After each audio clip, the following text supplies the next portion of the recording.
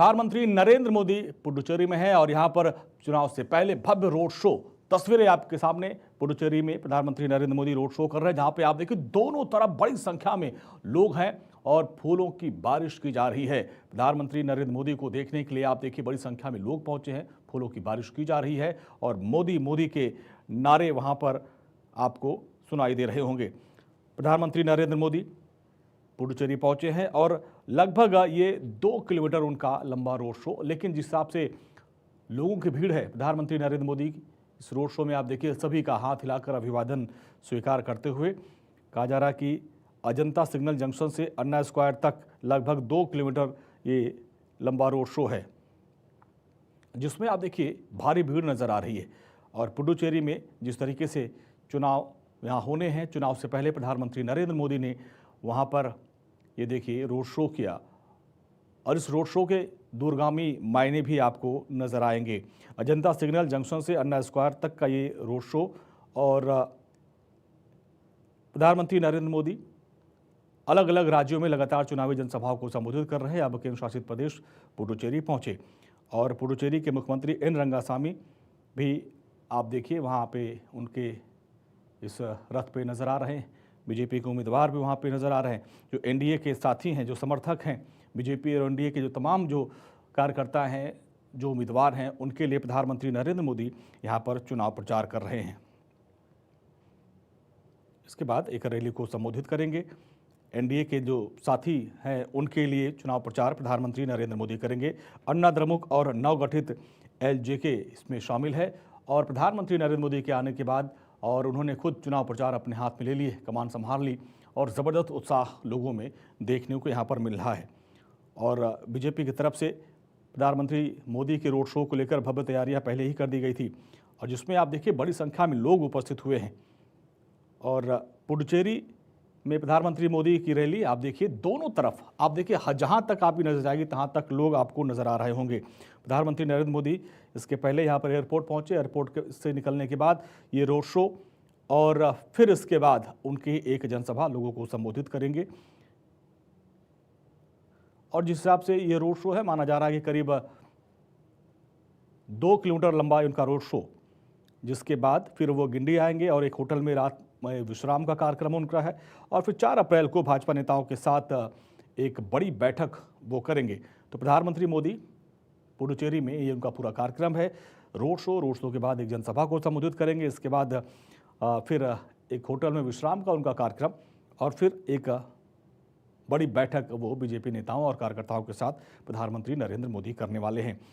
तो पुडुचेरी की सियासत में प्रधानमंत्री नरेंद्र मोदी देखिए किस तरीके से यहाँ पर रोड शो चल रहा है और ज़बरदस्त तरीके से जो एनडीए के साथी हैं उनको उनके लिए चुनाव प्रचार करते हुए।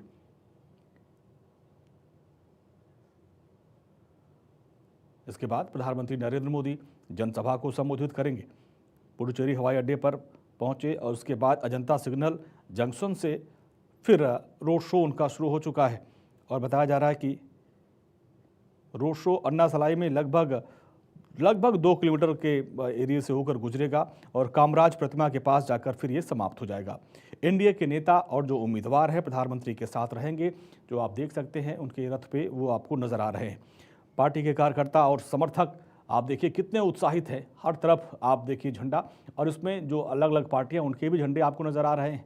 बीजेपी का भी झंडा आपको नज़र आ रहा है और अलग अलग जगहों पर एक मंच बनाया गया है। वहाँ पे आप देखिए वाद्य यंत्र और पुष्पों की बारिश की जा रही है, फूलों की बारिश की जा रही है और ये है प्रधानमंत्री नरेंद्र मोदी का भव्य रोड शो। और जो पुडुचेरी में टूरिज्म को लेकर एनडीए का बड़ा दाव है, टूरिज्म, रोजगार, समुद्री सीमा विवाद, ये इन बड़े मुद्दों पर इस बार का चुनाव एनडीए चुनाव लड़ रही है। और प्रधानमंत्री नरेंद्र मोदी का ये रोड शो और लगभग 2 किलोमीटर तक का रोड शो रहेगा और रोड शो शुरू हो गया और कामराज प्रतिमा के पास जाकर ये समाप्त होगा और जिसको लेकर बीजेपी की तरफ से भव्य पहले तैयारियां कर ली गई थी। और इसके बाद प्रधानमंत्री नरेंद्र मोदी की खबर है कि वो पार्टी कार्यकर्ताओं और समर्थकों के साथ बातचीत करेंगे और उनको जीत का मंत्र देंगे। तो प्रधानमंत्री नरेंद्र मोदी बीजेपी और एनडीए के साथियों को और उनके उम्मीदवारों के लिए चुनाव प्रचार और उनको जिताने के लिए आज जीत का मंत्र देंगे। प्रधानमंत्री का ये दौरा है इसको लेकर सुरक्षा के भी व्यापक इंतजाम किए गए हैं। हजारों की संख्या में पुलिस बल को वहां पर तैनात किया गया। लेकिन इसके मायने आप देखिए, कितनी भीड़ है। 2 किलोमीटर लंबा रोड शो, लेकिन आप दोनों तरफ आप देखिए, दोनों तरफ भीड़ ही भीड़ आपको नजर आ रही है।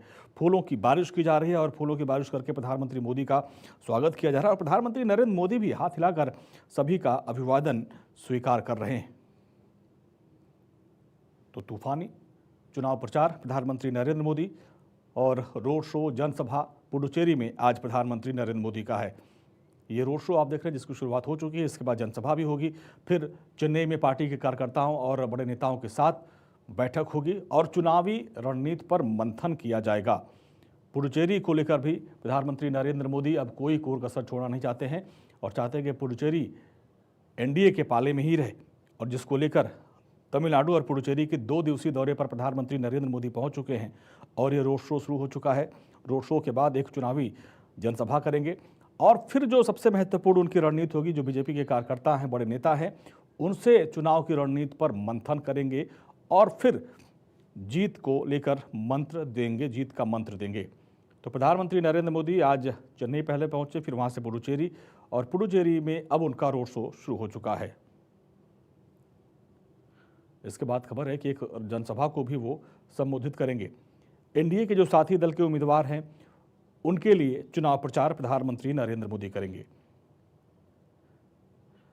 केंद्र शासित राज्य है, जहां पर AINRC के नेतृत्व में एनडीए की उम्मीदवारों के समर्थन में प्रधानमंत्री नरेंद्र मोदी ये रोड शो कर रहे हैं। और लंबा रोड, हालांकि 2 किलोमीटर का डिस्टेंस है, लेकिन जिस हिसाब से लोगों की भीड़ है, प्रधानमंत्री नरेंद्र मोदी सभी का अभिवादन स्वीकार करें। माना जा रहा है कि करीब आधे से 1 घंटे तक का ये रोड शो चल सकता है। अक्षय राय हमारे सहयोगी हमारे साथ। अक्षय, पुडुचेरी में प्रधानमंत्री नरेंद्र मोदी का भव्य रोड शो, हम देख रहे हैं कि लगभग 1.5 से 2 किलोमीटर का रोड शो है, लेकिन दोनों तरफ जो जनसैलाब उमड़ा है, हर तरफ मोदी मोदी के नारे और फूलों की बारिश की जा रही है। क्या मायने इसके? और देखिए, सबसे बड़ी बात ये रही है कि पुडुचेरी में बीजेपी की सरकार है और ये कहा जाए कि पिछले 5 सालों में, 4.5 सालों में जो बीजेपी ने वहां पर अपनी सरकार बना करके पुडुचेरी के विकास में जिस तरह से अपनी भूमिका निभाई है, वो बहुत महत्वपूर्ण हो जाती है। अंजलि, सबसे बड़ी बात ये रही है कि जिस तरह से प्रधानमंत्री का रोड शो रहा है, रोड शो में भारी भीड़ उमड़ी है और जो वहां पर बीजेपी यूनिट है, कोशिश बीजेपी की यही है कि एक बार फिर से पुडुचेरी में सरकार बनाई जा सके।